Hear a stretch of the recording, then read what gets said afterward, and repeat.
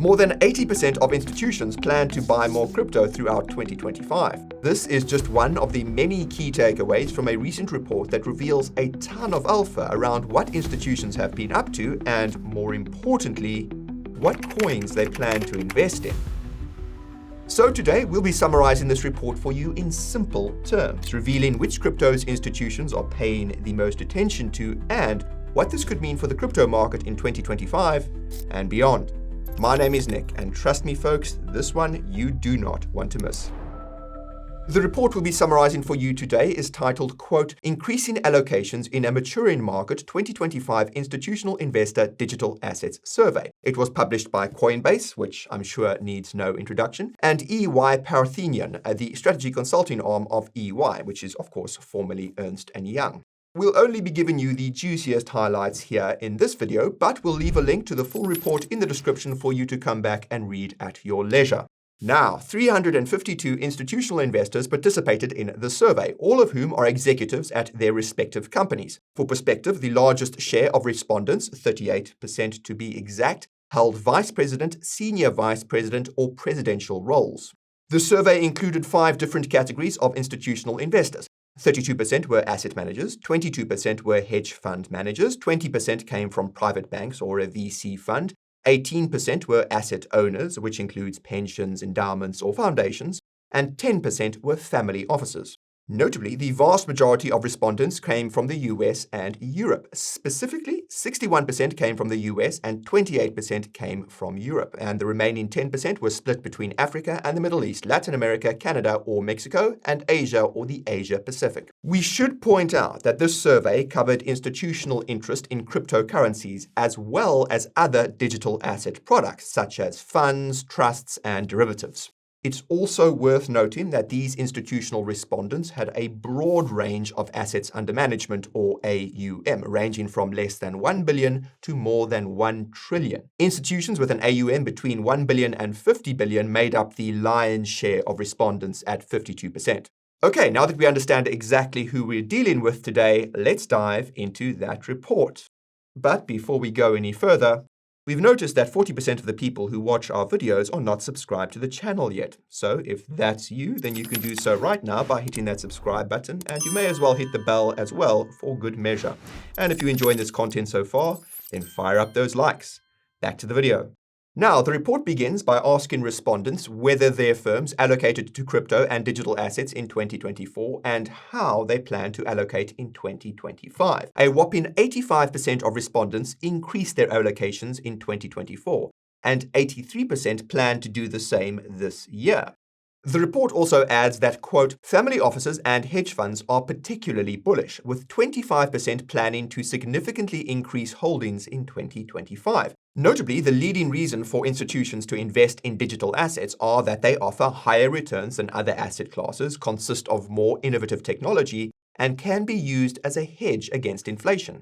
Interestingly, 8% of respondents also said that they invest in digital assets because of a lack of other good opportunities across their portfolios. I mean, it's not the most enthusiastic response, but what the hell? Welcome aboard. The report then asks whether institutional investors believe crypto prices will trend higher in 2025. 79% said that they expect the number to go up, while 17% said that prices will remain flat. The report adds that hedge funds are the most optimistic. Meanwhile, 5% said that they believe crypto prices will trend lower. Maybe they're hoping to buy the dip, eh? Respondents were also asked which asset classes have the most potential for rewards over the next 3 years. Crypto took the top spot with 68%, followed by US equities at 40% and private equity at 38%. Now, what's interesting is that on the lower end of the scale, just 15% said gold, 7% said corporate bonds, and only 4% said government and agency debt. And that last one is intriguing because government debt is a known favorite for institutional investors, since government bonds are considered to be one of the safest bets for a steady annualized yield. And this suggests that institutions are taking a much more risk-on approach to their portfolios, or at least are planning to do so in the coming years. Next, the report asks what institutions think about the Trump administration's impact on crypto. Do note that this survey took place in January after the election, but before Trump signed any executive orders about crypto. And what's strange is that some of the answers are presented within a sort of a bubble, but it isn't made clear exactly what this bubble actually means. And this is a little frustrating because it's not entirely clear what message the report is trying to convey. At first, we assumed this just represented the top 3 answers, but as you'll see later, this doesn't always apply. In any case, institutions believe that the biggest impacts would be increased investor sentiment, additional investment from financial services firms, and clear regulations within the next 12 months. Respondents were also asked what crypto catalysts they see on the horizon that could help the industry grow. 57% said that regulatory clarity would be the biggest catalyst, and 56% said it would be institutional adoption. Meanwhile, 43% said it would be increased usage of crypto for things like payments and lending, while 34% said that education would be the key catalyst. And what's interesting is that only 20% said that DeFi would be a key catalyst for growth, the lowest scoring answer of all. We were honestly taken aback by this, given DeFi's disruptive potential, especially in a better regulatory environment. And this relates to the next question in the survey, which asks institutions what they see as the main concerns when investing in crypto. Again, the top 3 responses are presented in a bubble, and they are as follows. 52% said it was regulatory uncertainty, 47% said it was crypto's volatility, and 33% said it was the security of asset custody. Other responses include the risks of market manipulation and a lack of fundamentals for valuation, both of which got 31% of the vote. Looking at you, meme coins. Just 25% said that they see illicit activity as a main concern, which, considering crypto's reputation, could have been a lot higher. And this suggests that more institutions recognize that crypto is maturing. Although we should caveat that illicit activity is still among the top 3 concerns for institutions that don't invest in crypto and have no intention of doing so this year. The other reasons are regulatory uncertainty and a lack of fundamentals for valuation. The survey then asked which areas require the most regulatory clarity. 50% of institutional investors said crypto custody rules, 49% said crypto status as either a commodity or a security, and 46% said tax treatment for digital assets. Intriguingly, only 26% of institutional investors said that the treatment of stablecoins and tokenized fiat was an area requiring regulation. Recall that this survey took place prior to Trump signing any executive orders on crypto, and there has since been significant progress towards regulatory clarity for these crypto niches. However, it's also worth remembering that a good chunk of respondents were based in Europe, where the EU has introduced the Markets in Crypto Assets Bill, or MiCA. Now, for context, MiCA includes regulations about stablecoins and tokenized assets, which could help explain why only 26% of institutional investors surveyed by Coinbase flagged this as a key area of focus. Okay, in the next part of the report, the respondents were asked what types of digital asset investments their firm currently holds, or do indeed plan to hold in 2025. And the highest response was, of course, crypto, be that as direct holdings or through crypto exchange traded products, or ETPs. 76% said that they held crypto in 2024, and 87% said that they intend to do so in 2025. Notably, 69% said that they plan to hold crypto in ETPs, which underscores the significance of spot ETFs for institutional investment. Moreover, 51% said that they held investments in digital asset companies like stocks, funds, or venture capital, and 42% of institutional investors held stablecoins in 2024. Interestingly, both of these are expected to remain the same this year, and that's great in that only 14% said that they didn't invest in crypto in 2024, but only 1% said that they won't invest in 2025. Next, the survey asks institutional investors what percentage of their firm's AUM was in crypto in 2024 and how they plan to allocate in 2025. And this is where that bubble we mentioned earlier makes very little sense. And that's simply because it now contains 4 responses, and that the bubble doesn't include the response with the highest share of the votes. In any case, in 2024, an overall total of 55% of respondents said that their firm allocated more than 5% of its AUM to crypto, and 59% said that they'll do this in 2025. However, 33%, the highest response, said that they allocate just 1% to 5% of their AUM to crypto, which won't change in 2025. Next, the survey asked investors which types of crypto their firm currently holds. Unsurprisingly, 97% said that they held BTC, and 86% said that they held ETH. On top of this, 73% said that they held cryptos beyond BTC and ETH, but most held just one or two additional altcoins. The report notes that hedge funds were the most likely to explore other altcoins at 81%. The survey then asked investors what their firm's preferred means of exposure to crypto was. 60% said that they prefer a crypto investment vehicle, like an ETP, while 11% said that they had no preference. What's crazy is that just 29% said that they prefer to hold individual cryptos on an exchange or in a wallet. I mean, don't these guys know the basics? Not your keys, not your crypto. Not sure who needs to hear this, but there's really no better way to keep your crypto secure than by using your own personal hardware wallet. And if you're not doing this already, then you're doing it wrong. Luckily, we have exclusive discounts on some of the best hardware wallets over on the Coin Bureau deals page. You'll also find sign-up bonuses of up to $100,000, trading fee discounts of up to 50%, and exchange deposit cashbacks of up to 75% on the best crypto exchanges. These deals won't be around forever, so take advantage of them while you still can using the link in the description.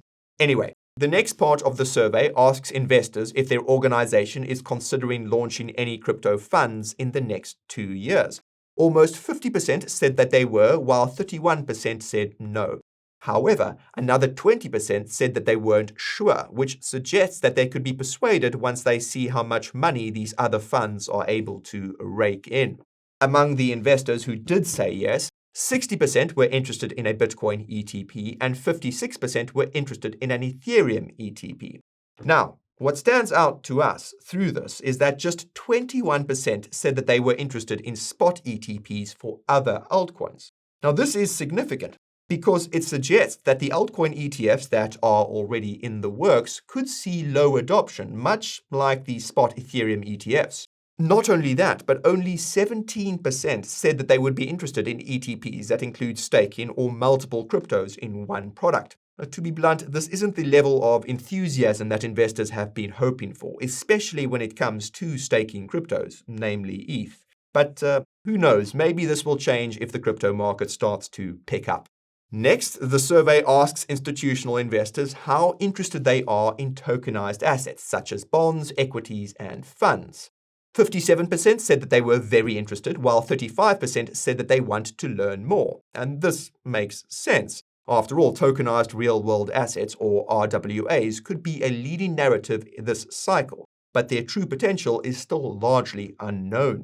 Investors will also ask why their firms were interested in tokenized assets. The most voted reason is to diversify their portfolio, and other leading reasons include fractional ownership, near-instant settlement times, and enhanced portfolio construction.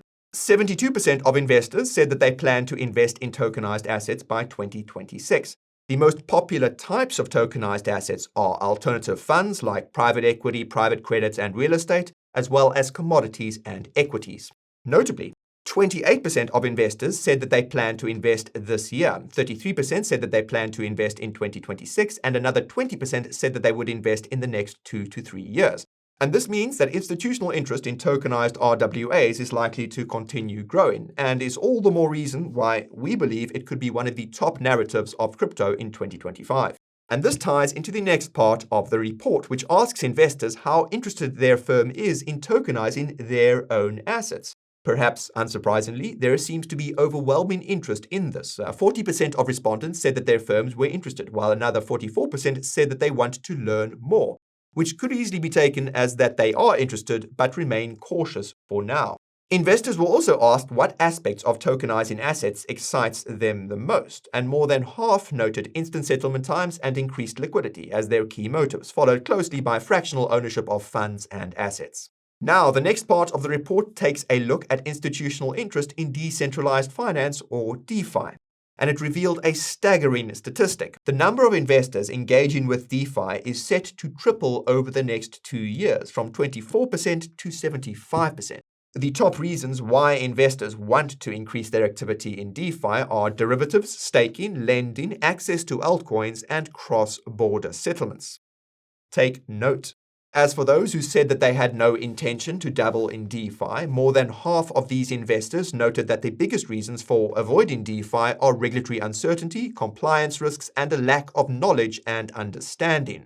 And that last one is interesting though, as it suggests that DeFi will see more adoption as education improves. The only problem is that quality education in this space is hard to come by. In fact, this is exactly why we started the Coin Bureau. Our mission statement is to facilitate the mass adoption of cryptocurrency through education, one person at a time. But back to the next part of the report. The survey asks respondents if their firm currently uses or holds stablecoins or if they have an interest to do so. In total, 45% said that they currently hold stablecoins, while 38% said that they don't currently hold any but are interested in them. Notably, hedge funds are by far the most bullish on stablecoins. 70% are already holding stablecoins, and a further 22% said that they're interested.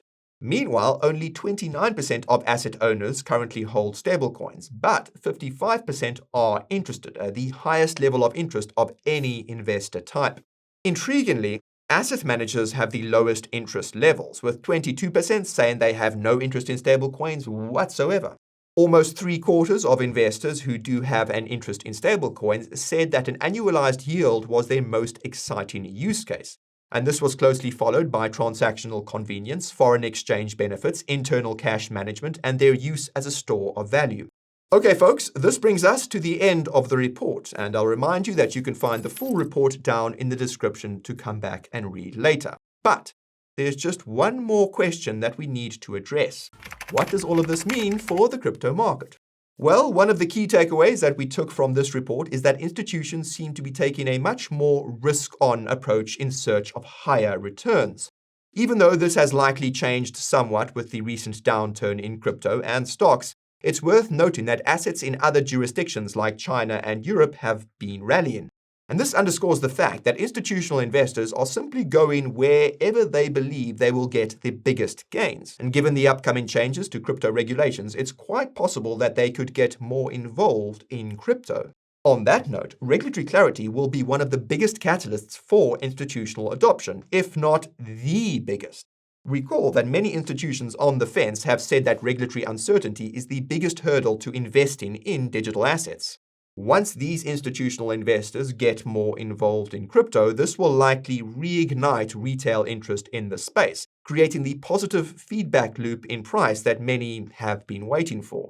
It's easy to think that this should already be happening, given the recent regulatory progress since Trump was elected. But from our perspective, these things, they will take time. Crypto is still very much finding its feet in this regard.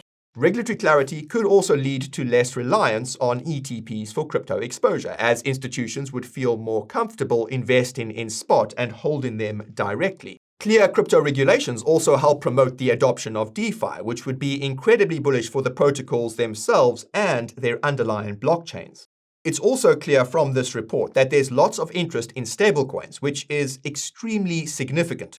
While stablecoins aren't exactly going to pump your bags, they are undeniably one of the biggest narratives of this cycle. And with the growing institutional interest in DeFi, this will boost stablecoin adoption even further, given their use in borrowing and lending.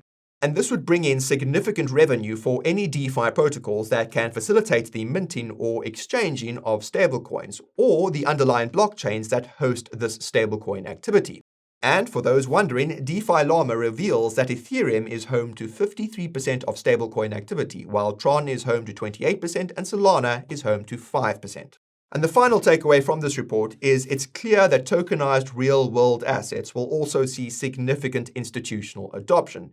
And as institutions see how much more efficient tokenized RWAs are than their analog equivalents, this could lead to an explosion of innovation and new tokenized products that will ultimately benefit the blockchains they're launched on.